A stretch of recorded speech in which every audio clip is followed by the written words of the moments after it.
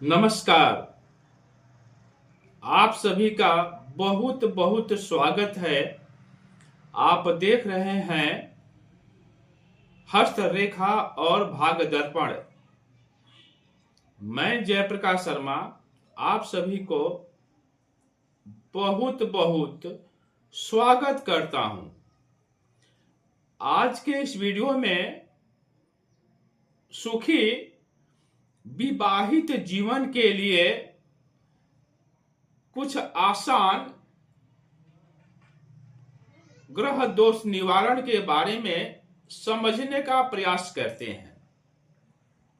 वैसे जैसे डॉक्टर साहब आपको दवा भी देते हैं और परहेज भी बताते हैं, उसी तरह से कोई भी उपाय यदि पंडित या ज्योतिषी आपको बताता है तो उसका परहेज जरूर रखें, अन्यथा आपका सब पूजा पाठ व्यर्थ हो जाता है। आज के इस वीडियो में सुखी विवाहित जीवन के लिए कुछ ग्रह दोष निवारण के बारे में समझते हैं। जैसा कि मैंने बताया कि डॉक्टर साहब दवा भी देते हैं, आपको बताते हैं कि क्या खाना चाहिए, क्या नहीं खाना चाहिए, कैसे रहना चाहिए, कैसे आपको चलना चाहिए, आराम करना चाहिए। उसी प्रकार से ज्योतिष का भी नियम है। जब आप किसी ग्रह का उपाय कर रहे हैं तो आपके जो विचार है, आचरण है, जो विचार है, जो व्यवहार है, वह सही रखें। केवल उपाय करने से ग्रह दोष का निवारण नहीं होता है। ग्रह दोष के निवारण के लिए उसके नियम का भी पालन करना पड़ता है। जैसे यदि आप केतु का उपाय कर रहे हैं और आप कुत्ते को मारना शुरू कर दें तो यह उपाय जो है निष्क्रिय हो जाता है, उल्टे आपको दोष लगता है। गुरु का उपाय करें और गाय को डंडा मारें तो यह इसका दुरुपयोग होता है और गुरु या जो भी ग्रह हैं वह बुरा प्रभाव देना शुरू कर देते हैं। सूर्य का उपाय करें और पिता को गाली देवें तो सूर्य का उपाय करना आपका यह उल्टा पड़ जाता है।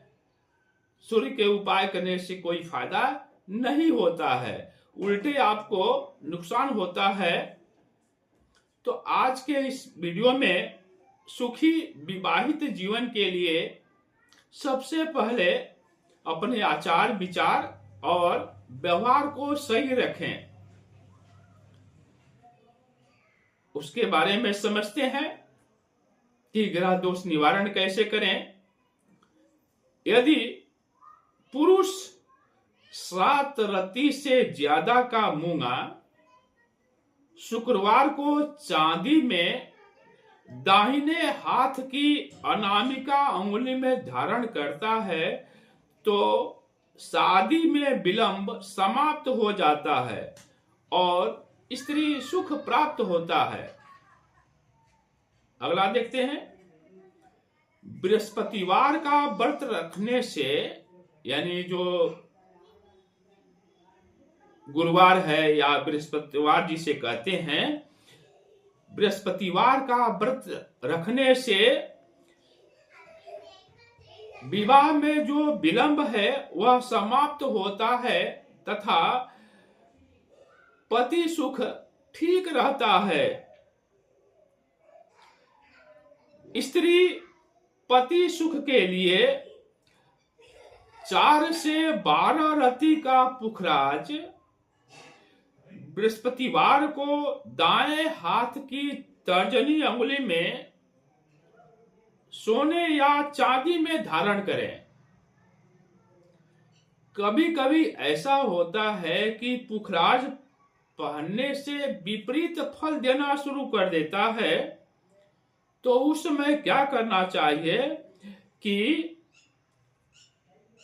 अंगूठी को दूसरे हथेली में बदल देना चाहिए।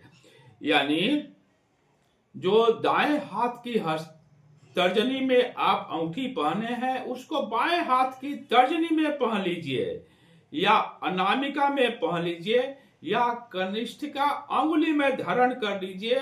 तो आपका विवाह में जो विलंब है वह दूर हो जाता है। यदि पुरुष शुक्रवार को गाय को चारा खिलाता है और सफेद वस्त्र या सफेद वस्तु का दान करता है, यानी शुक्रवार को पुरुष गाय को चारा खिलाता है और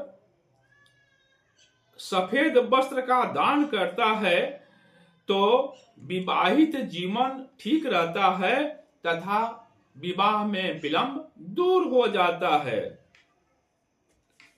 स्त्री अगर बृहस्पतिवार का व्रत करती है और पीले वस्तुओं का दान करती है तथा सूर्य को जल देती है, तो विवाहित जीवन शुभ होता है। यदि कन्या की कुंडली में बहुत से अशुभ ग्रह हैं और कुंडली मिलाने पर भी अशुभता प्राप्त होती है, कुंडली यदि वर पक्ष और कन्या पक्ष का मिलाते हैं, वर वधू का मिलाते हैं, उसमें भी अशुभता प्राप्त होती है, तो सबसे पहले विष्णु जी की जो प्रतिमा है उससे शादी कराया जाए। उसके बाद से विवाह करने पर यह जो परिणाम है वह शुभ हो जाता है। शिष्टाचार तथा सदाचार वाला संयुक्त परिवार होने से बुरे ग्रह का प्रभाव समाप्त हो जाता है। अर्थात जिस घर में शिष्टाचार हो तथा सदाचार हो, उसके घर में कोई भी बुरा ग्रह अपना प्रभाव नहीं देता है, बल्कि सभी ग्रह अपने अपने जो प्रभाव है अच्छे ही देते हैं। गाय को सेवा करने से गृहस्थ जीवन शुभ होता है। आप सभी को बहुत बहुत धन्यवाद। यदि इस चैनल पर कोई नए नए दर्शक जुड़ रहे हैं और सब्सक्राइब नहीं किए हों तो कृपया सब्सक्राइब अवश्य करें।